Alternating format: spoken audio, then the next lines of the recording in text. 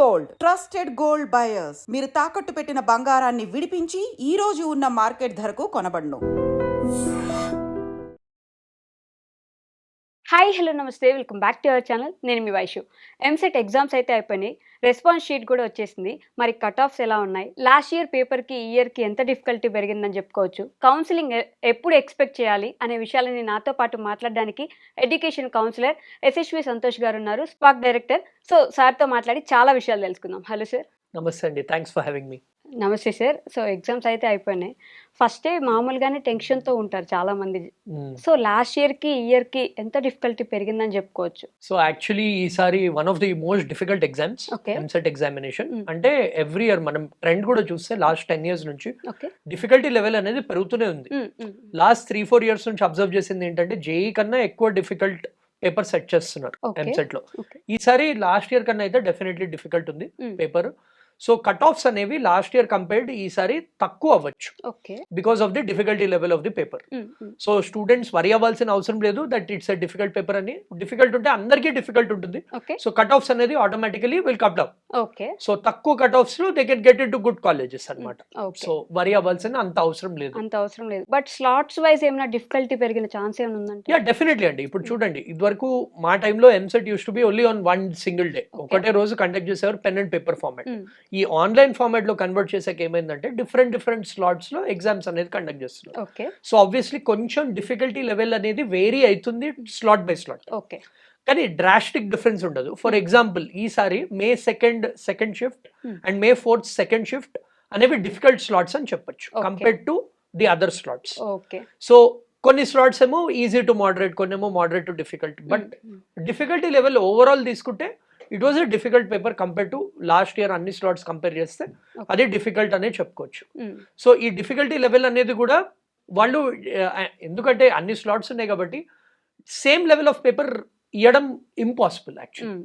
So అందుకే వాళ్ళు different slots లో డిఫరెంట్ డిఫికల్టీ లెవెల్ ఇచ్చి నార్మలైజేషన్ అనేది పెడతారు. సో దట్ అందరూ సేమ్ లెవెల్కి వచ్చి కౌన్సిలింగ్ అనేది కండక్ట్ చేయొచ్చు. ఓకే, నార్మలైజేషన్ వల్ల ఇయర్ బాగా డ్రాస్టిక్ ఇంపాక్ట్ ఏమైనా ఉంటుందంటారా? ఇప్పుడు లాస్ట్ ఇయర్ ఏమైందంటే కొన్ని స్లాట్స్ ఏమో ఈజీ స్లాట్స్ ఉండేవి, కొన్ని ఏమో డిఫికల్ట్ ఉండేది. సో నార్మలైజేషన్ వల్ల వాళ్ళ క్యాల్కులేట్ చేసుకున్న స్కోర్ అండ్ ఫైనల్ స్కోర్ చాలా మార్క్స్ డిఫరెన్స్ ఉండేవి. ఈసారి అంత ఉండకపోవచ్చు, ఎందుకంటే 1-2 slots slightly difficult slots. But normalization 3-4 marks impact here and there ఉండొచ్చు. కానీ last time we observe that 5 to 10 marks difference కూడా వచ్చిన స్టూడెంట్స్ ఉండేవారు compare to what they check in the response sheet నుంచి ఫైనల్ రిజల్ట్ కి. So raw score normalize score అంటారు అనమాట. Raw score అంటే వాళ్ళు ఎంత యాక్చువల్ మార్క్స్ వచ్చాయి, నార్మలైజ్ స్కోర్ అంటే depending on the difficulty level of all the slots కొన్ని మార్క్స్ ఇంక్రీజ్ ఆర్ డిక్రీజ్ అనేవి అవుతాయి.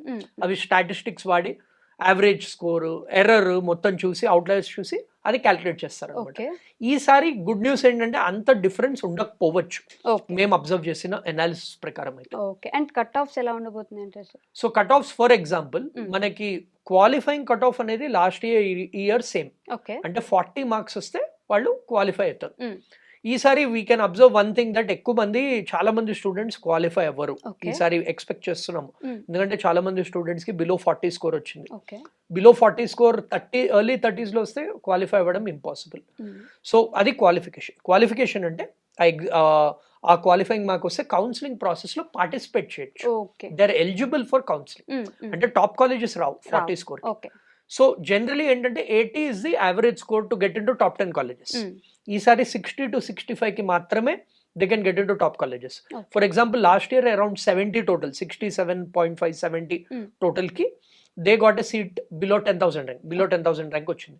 ఈసారి we are predicting that 60 to 65 total వస్తే బిలో 10,000 ర్యాంక్ వస్తుంది, అండ్ 75+ టోటల్ వస్తే బిలో 5,000 ర్యాంక్ వస్తుంది, అండ్ 90+ టోటల్ వస్తే బిలో 1,000 ర్యాంక్ వస్తుంది. సో ఇది again it depends on normalization and other cutoffs, but idaithe this is what we are predicting. So top 10 colleges రావడానికి 60 to 65 ఉన్నారంటే వాళ్ళు safe అన్నట్టే. So majority of the students మటుకు మనం చూస్తే 40 to 60 రేంజ్ లో ఉన్నారు majority of the students. So అందుకే 60 కి ఎక్కువ వచ్చిన స్టూడెంట్స్ చాలా తక్కువ మంది ఉన్నారు, అంటే టాప్ 1-2%, అంటే బిలో 10,000 ర్యాంక్ వాళ్ళు 60 to 65 మధ్యలో ఉంటారు అనమాట. అండ్ కౌన్సిలింగ్ రిజల్ట్స్ ఎప్పుడు ఎక్స్పెక్ట్ చేయొచ్చు అంటారు? As we saw response sheet immediately ఇచ్చేసారు. 5th May నాడే రిలీజ్ చేస్తారు. As soon as the exam was done counselling అనేది రెస్పాన్స్ షీట్ అనేది ఇచ్చారు. జనరలీ రిజల్ట్ ఏంటంటే within 1 month after the examination result అనేది వచ్చేస్తుంది. సో వీఆర్ ఎక్స్పెక్టింగ్ ఈ మంత్ ఎండ్ కల్లా రిజల్ట్ అనేది వచ్చేయాలి. రిజల్ట్ రాగానే కౌన్సిలింగ్ నోటిఫికేషన్ అనేది ఇస్తారు. అగైన్ రిజల్ట్ నుంచి కౌన్సిలింగ్ కి అరౌండ్ 20 to 25 days టైం ఉంటుంది. బట్ ఈసారి వీఆర్ థింకింగ్ దట్ అది కూడా కొంచెం తొందరగా చేద్దామని. ఇప్పుడు ఈ కరోనా వల్ల ఏమైందంటే అకాడమిక్ ఇయర్స్ అన్ని డిలే అయిపోయాయి. సో వాళ్ళు ఈసారి అందుకే రెస్పాన్స్ షీట్ తొందరగా ఇవ్వడం వల్ల రిజల్ట్ కూడా తొందరగా రావచ్చు, కౌన్సిలింగ్ కూడా తొందరగా స్టార్ట్ చేసి వాళ్ళు August 2nd week or maximum September 1st week కల్లా కాలేజ్ స్టార్ట్ చేద్దామని ప్లాన్ చేస్తున్నారు. సో దట్ అకాడమిక్ ఇయర్ మళ్ళీ ఆన్ పార్ బిఫోర్ కరోనా ఎలా ఉండేది ఆ ఆన్ పార్ అయిపోతుంది స్కెడ్యూల్ అని అలా ప్లాన్ చేస్తున్నారు. ఓకే. అండ్ రిజల్ట్స్ రాకముందే స్టూడెంట్స్ కొంచెం భయపడిపోయి అయ్యో నేను ఫెయిల్ అయిపోతానేమో అని కొన్ని పిచ్చి పనులు చేస్తుంటారు, లైక్ సూసైడ్ చేసుకోవడం అట్లాంటివి. సో వాళ్ళకి మీరు ఇచ్చే సజెషన్ ఏంటి? I would say it's not the end of the world. ఈసారి డిఫికల్ట్ పేపర్ వచ్చింది డెఫినెట్లీ. సో ఒకవేళ మంచి స్టూడెంట్ అయితే they can think it of a bad day and next year they can repeat. They can always repeat.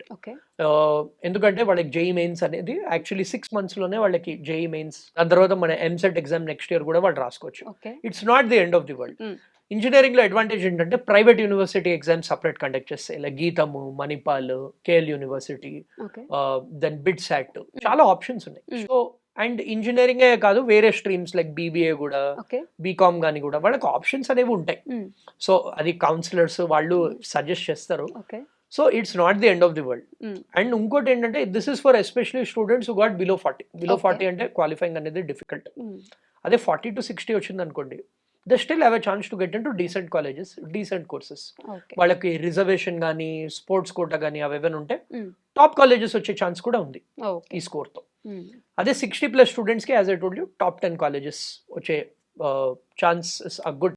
So students అందరూ ఏంటంటే they have to wait for the final result. కొన్ని రోజులే ఉన్నాయి కాబట్టి చాలా మంది పేరెంట్స్ కూడా మాకు ఫోన్ చేసి అడుగుతున్నారు మేనేజ్మెంట్ సీట్ ఏమైనా బుక్ చేసుకోవాలా ఇది అని. Management seat is something which I wouldn't recommend. But వాళ్ళు if they want to explore చేయొచ్చు. బట్ అగైన్ టాప్ కాలేజెస్ లో మాత్రమే ప్రయారిటీ అనేది ఇవ్వాలి. బీట్ మేనేజ్మెంట్ కోటా కానివ్వండి, లేకపోతే మన నార్మల్ కన్వీనర్ కోటా కానివ్వండి, the priority should be top 10 colleges. Okay. And మీరు చూస్తూనే ఉన్నారు సార్, ఆల్మోస్ట్ ప్రతి ఇయర్ ఎంసెట్ ఎలా చేంజ్ అవుతుంది? ఐ మీన్ డ్రాస్టిక్ చేంజెస్ ఏమైనా ఉన్నాయా జరిగే ఎగ్జామ్స్ లో కానీ, కౌన్సిలింగ్స్ లో కానీ, కాలేజెస్ లో కానీ ఎలాంటి చేంజెస్ చూస్తున్నారు మీరు? సో బేసికలీ ఎంసెట్ ఏంటంటే ఇప్పుడు మనం అర్థం చేసుకోవాల్సింది ఏంటంటే ఇప్పుడు నీట్ ఎగ్జామ్ ఉంది. నీట్ లాస్ట్ 7-8 years నుంచి only 1 exam. All over the country మనకి మెడికల్ కాలేజ్లో సీట్ రావాలంటే నీట్ ఎగ్జామ్ మాత్రమే రాయాలి. కానీ ఇంజనీరింగ్ ఏమైంది, వాళ్ళు అది ఫ్రాగ్మెంట్ అయిపోయింది అనమాట. సో ఒక్కొక్క కౌన్సిలింగ్ ఒక్కొక్క ఎగ్జామ్ కి లైక్ జేఈకి సపరేట్ ఎగ్జామ్ రాయాలి, ఎంసెట్ కి సపరేట్ ఎగ్జామ్ రాయాలి. అంటే తెలంగాణ స్టూడెంట్స్ ఎంసెట్ రాస్తారు, మహారాష్ట్ర వాళ్ళు మహారాష్ట్ర ఎంట్రన్స్ రాస్తారు, కర్ణాటక వాళ్ళు కర్ణాటక ఎంట్రన్స్. సో ఎంసెట్ వాళ్ళు ఏంటి ఆ లెవెల్ మెయింటైన్ చేయడానికి వాళ్ళు డిఫికల్ట్ పేపర్స్ అనేవి ఇస్తున్నారు. అంటే వాళ్ళు ఏం చెప్తున్నారంటే మాది కూడా స్టాండర్డ్ అనేది ఎక్కువ ఉంది, సో మేము కూడా మంచి పేపర్ సెట్ చేస్తున్నాం, మాకు కూడా క్వాలిటీ స్టూడెంట్స్ ఉన్నారు అని చెప్తున్నారు. యా, బికాస్ ఎందుకంటే ఫ్యూచర్ లో they will also make it into 1 exam అని రూమర్స్ వస్తున్నాయి. So that is why EAMCET అనేది స్టాండర్డ్ ఆఫ్ ది పేపర్ అనేది డిఫికల్ట్ అవుతుంది. When we talk about colleges, ఇప్పుడు top colleges more or less last few years లో same top 10 లో 2-3 colleges here and there మారుతాయి అంతే. బట్ కాలేజెస్ లో ఏం చేస్తున్నారు, మోర్ టెక్నాలజీ డ్రివెన్ కోర్సెస్, అంటే మార్కెట్ కి కావాల్సిన courses like computer science with AI అని ఇంట్రడ్యూస్ చేశారు. అలాంటి న్యూ కోర్సెస్ అనేవి వస్తున్నాయి అండ్ ఆ సీట్స్ అనేవి కూడా ఇంక్రీజ్ అవుతున్నాయి. So they are giving students more chances to get to study those courses, so that వాళ్ళకి ప్లేస్మెంట్ ఆపర్చునిటీస్ కానివ్వండి, ఇండస్ట్రీ రెడీనెస్ కానివ్వండి, వాళ్ళు రెడీగా ఉంటారు to get a good placement. So ఇలా ఇవాల్వ్ అయితే వస్తుంది. ఒకవేళ నిజంగానే ఎంసెట్ కూడా నీట్ ఎగ్జామ్ లాగా ఎప్పుడో 7 years కో 6 years కో 1 time అయితే అప్పుడు ఏంటి పరిస్థితి? అగైన్ సి దీనికోసం ఏంటంటే ఒక 2-3 years టైం పడుతుంది అడ్జస్ట్ అవ్వడానికి definitely. And quality will definitely improve. ఎందుకంటే ఇప్పుడు నీట్ కూడా ఏం చేశారు, 85% స్టేట్ కోటా. నీట్ ఎగ్జామ్ ఉన్నా కానీ ఇప్పుడు తెలంగాణ స్టూడెంట్స్ నీట్ రాశారు అనుకోండి, తెలంగాణ కాలేజెస్ కి వాళ్ళకి 85% ప్రిఫరెన్స్ ఇస్తారు. Only 15% of the seats are reserve for all India quota. అంటే టెక్నికలీ ఎంసెట్ ఎగ్జామ్ రాస్తున్నట్టు, but it's an all India exam. Having said that ఆ 15% సీట్స్ ఏంటి ఆల్ ఇండియా కోట. ఓకే. అంటే ఎవరైనా top student of letters Maharashtra నుంచి wants to study in Gandhi medical college okay. వాళ్ళు రావచ్చు. So overall quality అనేది పెరుగుతుంది. పెరుగుతుంది. So it's not a bad thing. But again disadvantage ఏంటంటే ఒక ఎగ్జామ్ డిసైడ్ చేస్తుంది. ఇప్పుడు నీట్ స్టూడెంట్స్ అంటే ఆ ఎగ్జామ్ బాగా అయిపోతే వాళ్ళకి ఆప్షన్స్ అనేది తక్కువ, వాళ్ళు రిపీట్ చేయాల్సిందే. ఇప్పుడు ఎంసెట్ బాగా అయిపోయినా కానీ వేరే స్టేట్ ఎగ్జామ్స్ ఉన్నాయి, సెంట్రల్ యూనివర్సిటీ ఎగ్జామ్స్ ఉన్నాయి, కామన్ యూనివర్సిటీ ఎగ్జామ్స్ ఉన్నాయి, డీమ్డ్ యూనివర్సిటీ ఎగ్జామ్స్, అవి అన్ని సపరేట్ ఎగ్జామ్స్. సో ఒకటి రాకపోతే ఇంకోటి ట్రై చేసుకోవచ్చు. So that is the thing. Okay. And next year కి ప్రిపరేషన్స్ ఏంటి సార్? సో నేను అదే చెప్తున్నానండి, మా స్టూడెంట్స్ కి కూడా చెప్తుంది ఏంటంటే ఎంసెట్ లెవెల్ జేఈ లెవెల్ కన్నా చాలా ఎక్కువ ఉంది. ఓకే. సో వాళ్ళు చాలా మంది స్టూడెంట్స్ అంటే ఎంసెట్ ఈజీ, సో మేము ఇంటర్మీడియట్ లెవెల్ చదువుకుంటే చాలు అనుకుంటాం. బట్ ఎంసెట్ కి కూడా higher level questions, difficult questions solve చేయాలి ఇప్పటి నుంచే. సో బేసిక్స్ అనేవి చాలా important. Application based questions, especially maths లో చాలా లెంతీ క్వశ్చన్స్ అడిగారు ఈసారి. సో వాళ్ళు కూడా ఏంటి, దే హ్యావ్ టు అడాప్ట్. అంటే ఆ డిఫికల్ట్ లెవెల్ క్వశ్చన్స్ ప్రాక్టీస్ చేస్తుంటే వాళ్ళకి ఫైనల్ ఎగ్జామ్ వచ్చేటప్పటికి it will become easy for them. మేము కూడా ఈ ఎగ్జామ్ కూడా అబ్జర్వ్ చేసింది ఏంటంటే డిఫికల్ట్ స్లాట్స్ ఉన్నా కానీ ఎవరైతే మంచిగా ప్రిపేర్ అయ్యారో వాళ్ళు బాగా రాశారు, ఈజీ అయింది. ఓకే. యా. సో ఎందుకంటే కట్ ఆఫ్ కూడా తగ్గుతుంది కాబట్టి వాళ్ళ లాస్ట్ కి మనకి 60 to 70 రేంజ్ లో ఉంటే చాలు. ఓకే. సో మంచి students will definitely do well. So కానీ ఫోకస్డ్ ప్రిపరేషన్, హెల్ప్ తీసుకుని ప్రిపేర్ అవ్వడం is very very important. Okay. Maths physics ఏమైనా కష్టంగా వచ్చేసారు డిఫరెంట్ స్లాట్స్ లో? ఈ రెండు పేపర్స్ ఏమైనా డిఫికల్ట్ అయ్యాయంట? యా. సో బేసికలీ ఏంటంటే జనరల్లీ స్టూడెంట్స్ చేసే మిస్టేక్ ఏంటంటే మ్యాథ్స్ 80 మార్క్స్ అనుకోండి, maths 80 marks, physics 40, chemistry 40. So అందరు మ్యాథ్స్ చదివి ఫిజిక్స్ కెమిస్ట్రీ లైట్ తీసుకుంటారు. కానీ ఈసారి ఏం చేశారు, మ్యాథ్స్ లెంది ఇచ్చి ఫిజిక్స్ కెమిస్ట్రీ చాలా ఈజీ క్వశ్చన్స్ ఇచ్చారు కొన్ని స్లాట్స్ లో. సో చదవని వాళ్ళు అది కూడా మిస్ అయిపోయారు. సో అన్ని సబ్జెక్ట్స్ కి ఈక్వల్ ప్రిఫరెన్స్ అనేది ఇవ్వాలి, ఫిజిక్స్ కెమిస్ట్రీ కూడా నెగ్లెక్ట్ చేయకూడదు. This is what I would like to tell the viewers next year రాస్తున్న స్టూడెంట్స్. అండ్ ఒకవేళ మంచి మార్క్స్ రాలేదు, వాళ్ళకి ఆల్రెడీ ఐపీలో మంచిది వచ్చిందంటే రిపీట్ చేయొచ్చు. ఇప్పుడు నీట్ లో మనం చూసామంటే 1 time 2 time 3 times రిపీట్ చేస్తాం. సో ఎంసెట్ లో కూడా they can do the same. Okay sir, thank you. Thank you so much.